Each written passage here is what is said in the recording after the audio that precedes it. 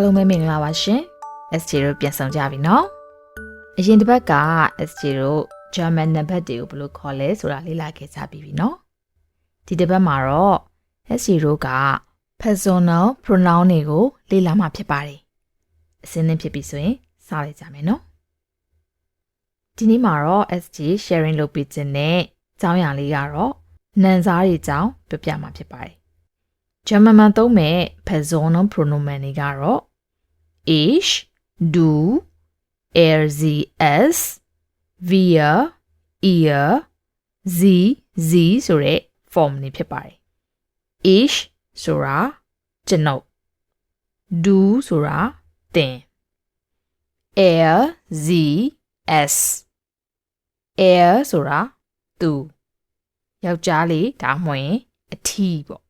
ဖို့ပေါ့နော်အဲ့ဒါမျိုးကိုသုံးတဲ့နာမ်စားပါဇီကသူမတကယ်လို့မသဘာဝရှိတာဆိုလို့ရှိရင်လေသူ့ကိုဇီလို့သုံးပါတယ်အဲ့ဒီဇီက s အသေးနဲ့ရှိတာပါနောက်တစ်ခုကတော့ s ကတော့တစ်ခုတစ်ကောင်တစ်ယောက်ဆိုတဲ့နေရာမျိုးမှာသုံးပါတယ်နောက်တစ်မျိုးက wir ဆိုတာကျွန်ုပ်တို့အင်္ဂလိပ်လို့ဆိုရင် we နောက်တစ်မျိုးက ear ဆိုတာသင်တို့နောက်တစ်မျိုးက z s အကြီးနဲ့ရေးတဲ့ z ပါဒီ z ကသင်လို့ပဲပြောတာပါ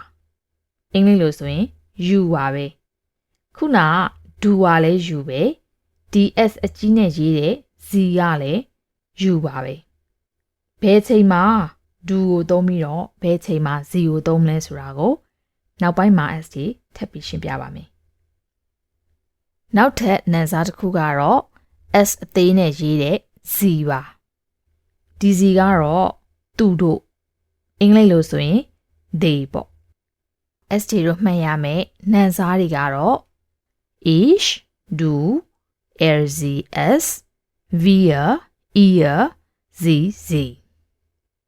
အဲ့ဒီတော့သတိထားကြည့်ကြည့်မယ်ဆိုလို့ရှိရင်အခု SJ တို့လေ့လာနေတဲ့နာမ်စားတွေထဲမှာ Z 3မျိုးပါတာကိုတွေ့ရပါလိမ့်မယ်။ S ကိုအသေးနဲ့ရေးတဲ့ Z 2မျိုးရယ် S ကိုအကြီးနဲ့ရေးတဲ့ Z 1မျိုးရယ်ဆိုပြီးတော့ Z 3မျိုးပါလိမ့်မယ်။လောလောဆယ်မှာတော့ရှုပ်ရင်ရှုပ်နေလိမ့်မယ်။ဒါပေမဲ့မစိုးရိမ်ပါနဲ့။နောက်ပိုရှုပ်ပါလိမ့်မယ်။နောက်တာပါ။နောက်နားလဲသွားပါလိမ့်မယ်အဲ့တော့ပထမစီကတော့သူမကိုရည်ညွှန်းတဲ့စီပါသူက s အသေးနဲ့ပဲရေးပါတယ်နောက်တစ်မျိုး s အကြီးနဲ့ရေးတဲ့စီကတော့ u ကို formal အနေနဲ့သုံးတဲ့နေရာမှာရေးတဲ့စီပါသူကတော့ဘယ်နေရာမှာပဲဖြစ်ဖြစ် s ကိုအမြဲတမ်းအကြီးနဲ့ပဲရေးပါတယ်အဲ့တော့စာကြောင်းအထဲထဲမှာ s အကြီးနဲ့တွေ့ပြီဆိုလို့ရှိရင်အဲ့ဒါကformal u ကိုရေးတာပါနောက် s အသေးနဲ့ရေးတဲ့ z တစ်မျိုးကတော့ they သူတို့ကိုပြောချင်တဲ့ z ပါအခုလောလောဆယ်မှာတော့ ich ကပါလေ du ကပါလေ ls ကပါလေ wir ihr sie ဆိုတဲ့ဒီ personal pronomen တွေကိုပဲခဏလေးရင်မှတ်ထားပြီနော်အခုထပ်ပြီးတော့ SJ ရှင်းပြမှာတော့ခုန you ကို formal နဲ့ informal ဘယ်ချိန်မှာသုံးမလဲဆိုတာကိုပြပြပေးမယ်နော် do က informal နေရာမှာသုံးမယ်လို့ခုန SJ ပြောခဲ့တယ်နော် informal ဆိုတာဘာလဲဆိုရင်တဲ့ SJ တို့သိတဲ့ရင်းနှီးရဲ့သူတယောက်ကိုစကားပြောမယ်ဆိုလို့ရှိရင် do form ကိုသုံးလို့ရပါတယ်ဥပမာအဖြစ်တငယ်ချင်းချင်းစကားပြောမယ်အလုပ်ထဲမှာကိုနဲ့အလုပ်တူတူလုပ်နေတဲ့အမြဲတွေ့နေတဲ့လုပ်ဖို့ကိုင်ပန်တဲ့စကားပြောမယ်ဆိုလို့ရှိရင်လေ do form ကိုသုံးလို့ရပါတယ်။ do ကိုရင်းနှီးရဲ့သူချင်းစကားပြောတဲ့နေရာမှာသုံးပါတယ်။နောက်တစ်မျိုး you ပဲ formal အနေနဲ့သုံးတဲ့ z ကိုကြတော့တဲ့ဘယ်နေရာတွေမှာသုံးမလဲဆိုရင် SJ တို့မရင်းနှီးတဲ့သူတွေမှာသုံးပါတယ်။ဥပမာအဖြစ်အခုမှစတွေ့တဲ့သူလမ်းမှာတွေ့တယ်လမ်းမေးခြင်းနဲ့ခုမှတွေ့ဘူးတဲ့သူနောက်တစ်မျိုးကကြတော့ရုံးတွေကိုသွားတဲ့အခါရုံးကအရာရှိနဲ့စကားပြောတယ်ဒါမျိုးတွေဆိုလို့ရှိရင် SJ တို့က z Z form ကိုပဲသုံးပါတယ်ဒါကလေးစားမှုရှိတယ်ယဉ်ကျေးမှုရှိတယ်ဆိုတဲ့အသုံးနှုန်းပါနောက်ပြီးတော့ကိုယ့်ရဲ့ဆရာဆရာမတွေကိုယ့်ထက်အသက်ကြီးတဲ့သူတွေဥပမာဖြင့်အိမ်နီးချင်းမှာကိုသူ့ကိုတော့သိတယ်ကိုယ့်ရဲ့အိမ်နီးနားချင်းမို့လို့သိတယ်ဒါပေမဲ့သူကကိုယ့်ထက်အသက်အများကြီးကြီးနေတဲ့သူဆိုလို့ရှိရင်ဖိုးဖွားရွယ်တွေဒီလိုမျိုးဆိုရင်လေ S0 က Z form နဲ့ပဲသုံးပါတယ်အဲ့ဒါဆိုလို့ရှိရင်ဘယ်နေရာမှာ do form ကိုသုံးပြီးတော့ဘယ်နေရာမှာ Z form ကိုသုံးရမလဲဆိုတာအကြမ်းမြင်အဖြစ်သိလောက်မယ်လို့ထင်ပါတယ်အခု SJ တို့နံစားတွေကိုလေ့လာကြည့်ပြီးပြီဆိုလို့ရှိရင်နောက်ထပ် verb form လေးနှစ်ခုကိုလေ့လာကြည့်အောင်တစ်ခုကတော့ Haben နောက်တစ်ခုကတော့ Sein Haben ကတော့အင်္ဂလိပ်လိုဆိုလို့ရှိရင် verb to have ပေါ့နော် have ရှိသည်နောက်တစ်ခုကတော့ Sein Sein ကတော့ verb to be ဖြစ်သည်ပေါ့ဒီ verb နှစ်ခုကို SJ တို့နံစားတွေနဲ့တွဲပြီးတော့လေ့လာကြည့်ရအောင်ဂျာမန်ဘာသာစကားမှာ SJ တို့မှတ်မှတစ်ခုက verb တွေဟာကိုယ်အသုံးပြုတဲ့နံစားတွေပေါ်မှာမူတည်ပြီးတော့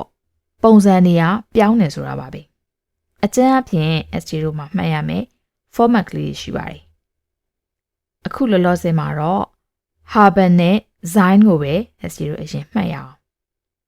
နောက်တခြား verb တွေကြားလို့ရှိရင်ဘယ်လိုပြောင်းလဲလဲဘယ်လိုမှတ်ရမလဲဆိုတာကို SJ ထပ်ပြီးတော့ sharing လုပ်ပေးပါမယ်အခုလောလောဆယ်မှာ Haben ရဲ့ပြောင်းလဲပုံလေးကိုကြည့်ကြည့်အောင် Haben ဆိုတာသူ့ရဲ့ infinitive verb သူ့ရဲ့မူရင်း verb ပုံစံမှာ Haben ဒါပေမဲ့ ich နဲ့တွဲသုံးလိုက်တဲ့အခါကြာလို့ရှိရင်ဘယ်လိုဖြစ်သွားမလဲကြည့်ကြည့်အောင် ich ဖြစ်သွားပြီဆိုရင် ich haben မဟုတ်တော့ဘူး ich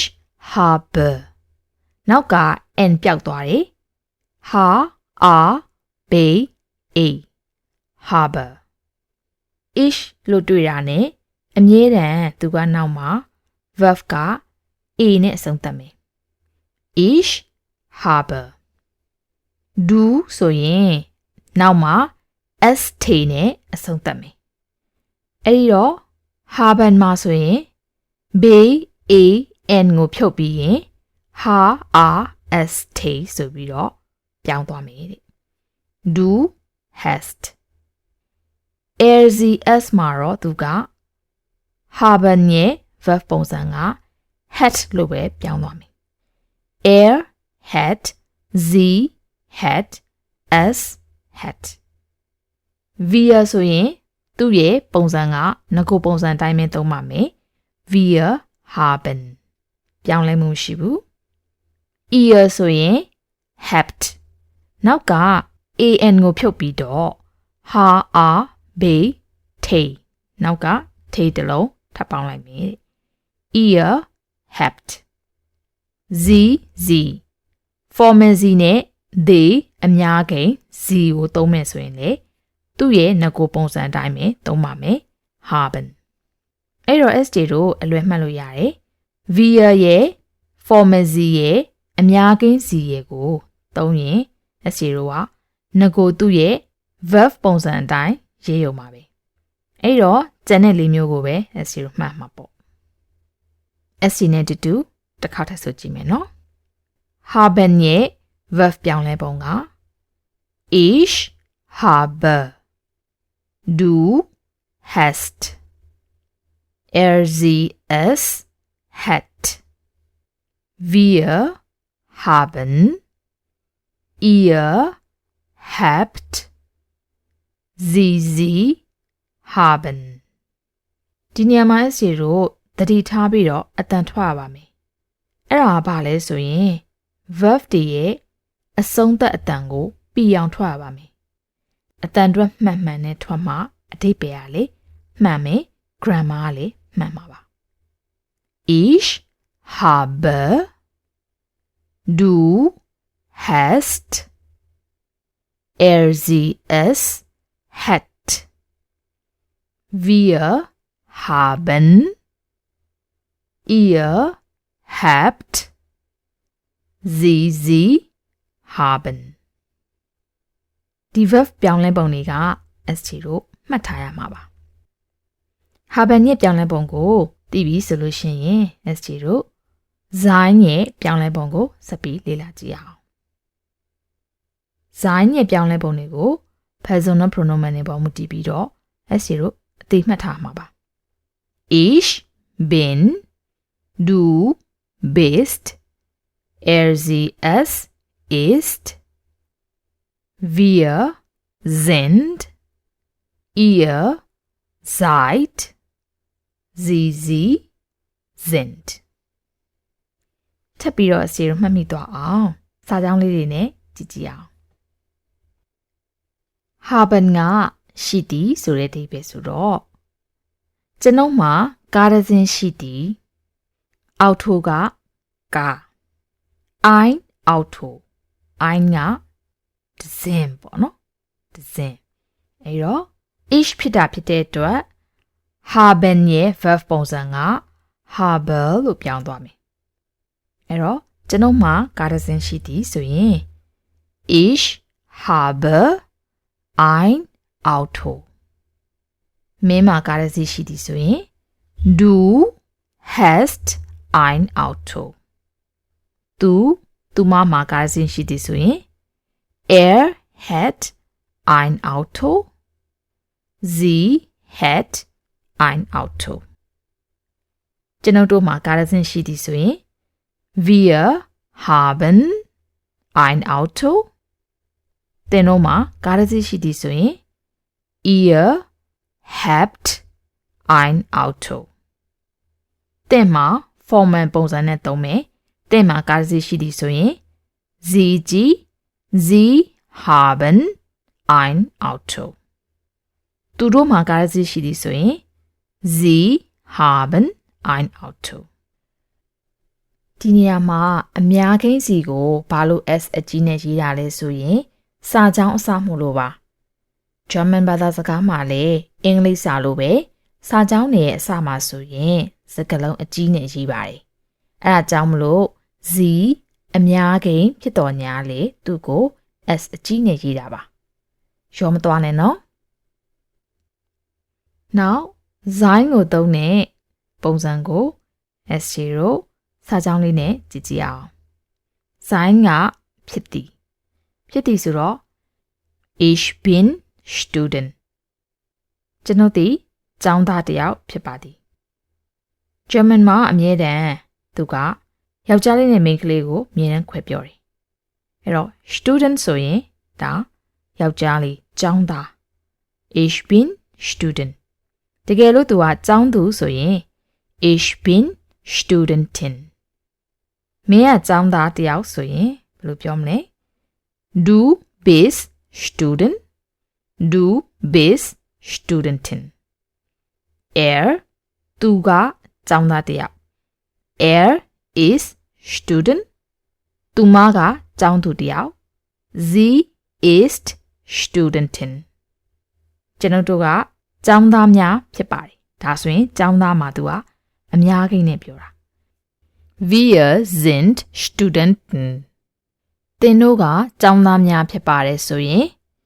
Ihr seid Studenten သူတို့ကကျောင်းသားများဖြစ်ပါတယ်ဆိုရင် Sie sind Studenten သူတို့ကကျောင်းသူများဖြစ်ပါတယ်ဆိုရင် Sie sind Studentinnen အစီတို့ဒီနေ့တော့ဒီလောက်ပဲလေ့လာကြမယ်နော်။ရမ်းများသွားလို့ရှိရင်မှတ်ရတာတွေများနေမှာဆိုလို့ပါ။အဲ့တော့နောက်တစ်ပိုင်းကြာလို့ရှိရင် SJ တို့တခြား verb တွေရဲ့ပြောင်းလဲပုံတွေကိုဆက်ပြီးလေ့လာကြမယ်နော်။ပြန်ဆောင်ကြမယ်နော်။